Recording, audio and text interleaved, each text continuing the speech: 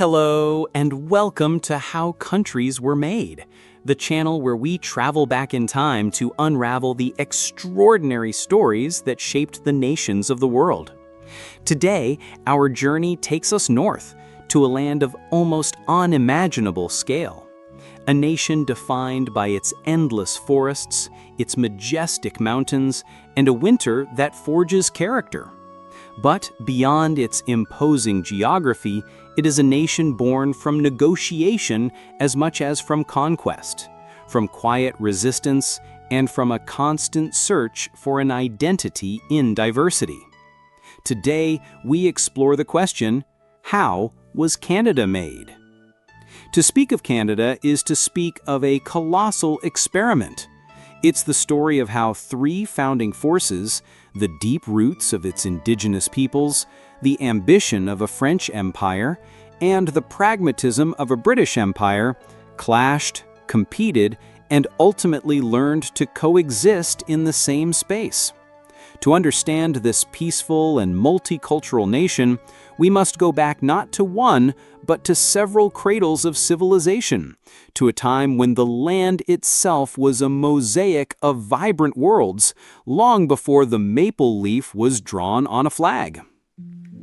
Chapter 1. The Land Before Canada, a Mosaic of First Nations. Our story doesn't begin with European explorers, but with the true pioneers of this continent. Over 15,000 years ago, following the herds of the Ice Age, the first humans crossed the Beringia land bridge and began to populate these vast lands. For millennia, they adapted, innovated, and created a staggering diversity of cultures, each intrinsically linked to its environment. On the Pacific coast, in what is now British Columbia, peoples like the Haida, the Kwakwakwakiaw, and the Coast Salish thrived on the abundance of the sea and the cedar forests. They developed complex, stratified societies, famous for their monumental art. The towering totem poles that narrate family and mythological histories, and the potlatch tradition, an elaborate gift-giving ceremony that reaffirmed social status. In the Great Central Prairies, nations like the Cree, the Blackfoot, and the Sioux lived in a sacred symbiosis with the bison. Their nomadic existence followed the migrations of the herds, which provided them with food, shelter, and tools. Their spirituality and social organization revolved around this animal, the true king of the plains. To the east, in the Great Lakes and St. Lawrence River region, the eastern woodlands cultures flourished. Here we find the Algonquin-speaking peoples and, crucially, the Haudenosaunee Confederacy, often known as the Iroquois League of Six Nations. This was one of the world's oldest and most sophisticated participatory democracies, a political and military alliance that united several nations under an oral constitution known as the Great Law of Peace, which would later inspire the founders of the United States themselves. And in the far north, in an environment most would consider uninhabitable, the Inuit and the Dene became masters of survival. They developed ingenious technologies, from the kayak to the igloo, and a profound knowledge of ice and snow, demonstrating an almost superhuman human resilience. This was the world before Canada. Not an empty territory, but a land inhabited by hundreds of nations with their own languages, laws, and cosmologies. A land that was about to receive some unexpected visitors. Chapter 2. The Clash of Empires. France and England in the New World.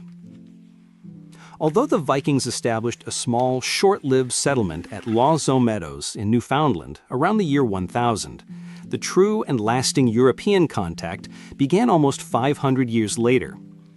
In 1534, the French explorer Jacques Cartier sailed up the St. Lawrence River. When he asked some local Iroquoians for the name of their village, Kanata, Cartier misinterpreted the word and applied it to the entire region. Without knowing it, he had christened a future country. But it was Samuel de Champlain in the early 17th century who became the father of New France. In 1608, he founded a fortified trading post at a place the locals called Quebec, meaning where the river narrows. Thus, Quebec City was born, the heart of French America. Unlike other colonizations, the French project was not based on gold, but on a much softer treasure, beaver pelts. European fashion for felt hats created an insatiable demand, and the fur trade became the economic and geopolitical engine of the region. This gave rise to a legendary figure, the coureur de bois, or runner of the woods. These French adventurers ventured deep into the continent's interior, paddling rivers and lakes, establishing commercial and personal alliances with indigenous nations. This interdependence, though often unequal and tragic due to the introduction of European diseases, created a relationship of cooperation and intermarriage, giving birth to the Métis people, a new culture born from the union of Europeans and indigenous peoples. Meanwhile, a formidable rival was watching from the north.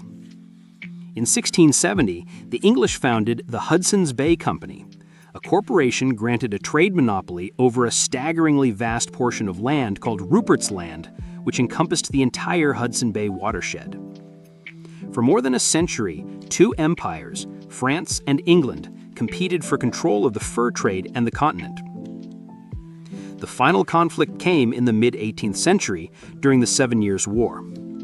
The decisive battle for the fate of North America was fought in 1759 on the Plains of Abraham, just outside Quebec City. In a brief and bloody battle, the British forces under General James Wolfe defeated the French led by the Marquis de Montcalm.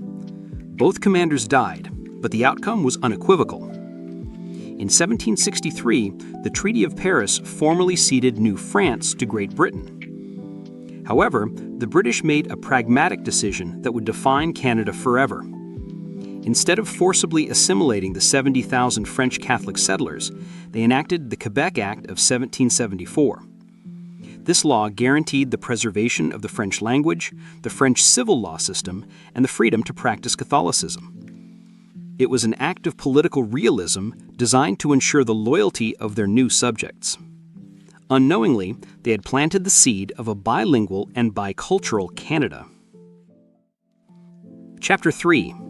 The Birth of a Dominion, The Road to Confederation. Shortly after Britain consolidated its power, another revolution to the south changed everything once again. The American Revolutionary War not only created a powerful new neighbor, but also triggered a massive exodus. Some 50,000 colonists who remained loyal to the British Crown, the so-called United Empire Loyalists, fled north. They settled in the maritime provinces and in what is now Ontario, creating a strong English-speaking counterweight to the Francophone population of Quebec. Canada's two solitudes were beginning to take shape. Canadian identity was definitively forged in the fire of the War of 1812. When the United States, sensing British weakness, tried to invade, they were met with fierce resistance. British troops, English and French-speaking Canadian militias, and First Nations allies, like those led by the great Shawnee chief Tecumseh, fought side by side to repel the invasion. This successful defense of their territory created a sense of shared pride and a lasting distrust of American expansionist ambitions. It was the moment Canada, as an idea, began to defend itself. By the mid-18th century, the British North American colonies faced a dilemma.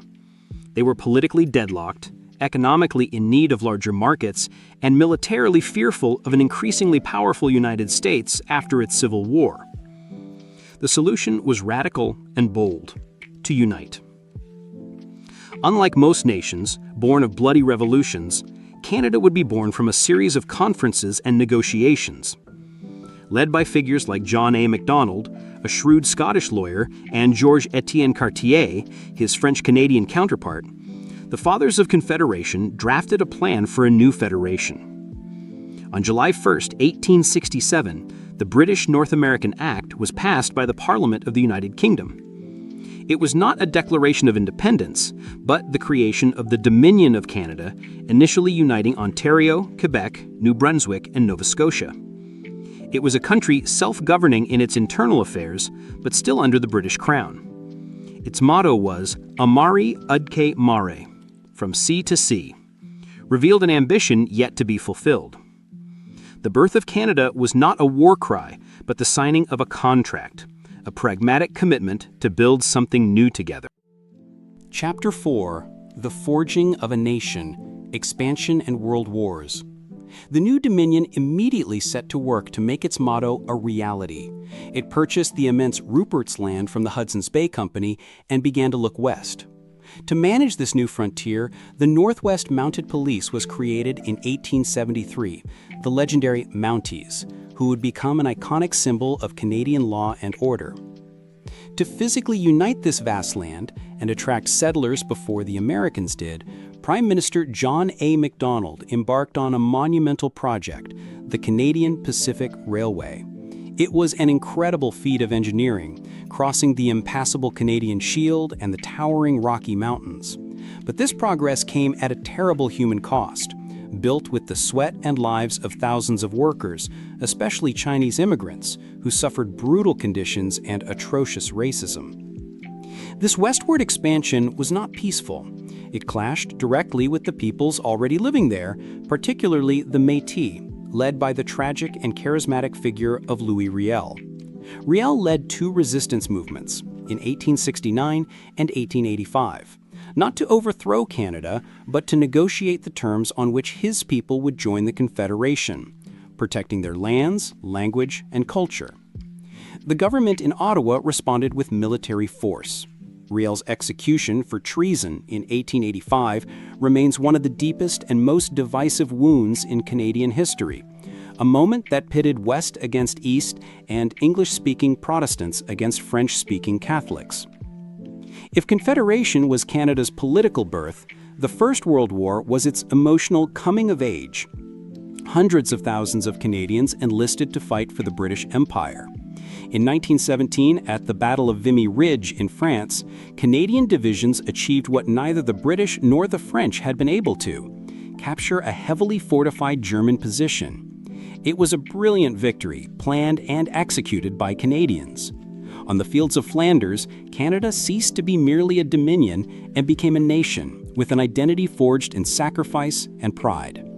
This new status was formalized in 1931 with the Statute of Westminster, which granted Canada full legal autonomy. Chapter 5: Building Modern Canada. The Canada that emerged from the World Wars was a more self-assured nation, which began to build a more just society.